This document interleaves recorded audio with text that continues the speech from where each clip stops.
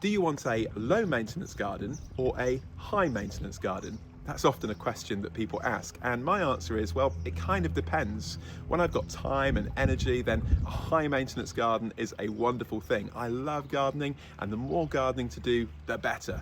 But when I'm busy or when I'm traveling, then a low maintenance garden seems much more preferable. I don't want another burden in my already busy to-do list.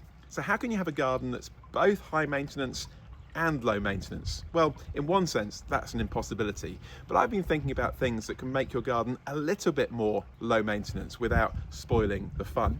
And the first is this: grow perennial plants. As the name suggests, they will come back every year. So once you've planted them, they will, with a little bit of effort, continue to do their thing year on year, unlike annual plants that will need to be planted and sown, of course, every year.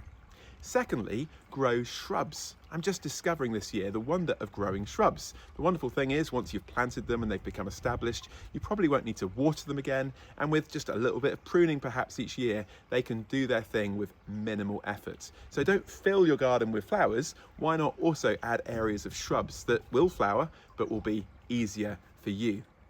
Thirdly, why not consider getting an irrigation system? Well, I've mentioned this before on other videos, but it really does help.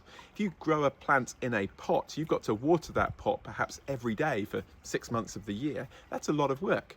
But if you have an irrigation system, it can do that work for you. So it's not just better when you're away, it's also better when you're at home.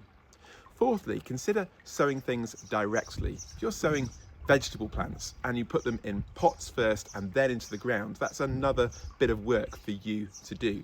But if you can sow directly once the weather is warm enough, of course, then that's one less thing. It's going to do it for you. So I've been sowing a lot more stuff directly this year just to save me a few jobs.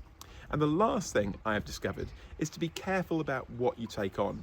The real cost to buying a packet of seeds or a load of plug plants is not necessarily the price of the packet, it's the time you're going to spend sowing them, rearing them, and so on. This year I ended up with 160 little plug plants. They only cost me £10, so you might say, well, that was a bargain, but I've discovered that rearing 160 plug plants into full-size perennials ready to plant out takes quite a lot of work. So I might be a little bit more economical on the amount of plants I try and grow next year. So those are 5 things that I've found to make my high maintenance garden a little bit more low maintenance and less stressful.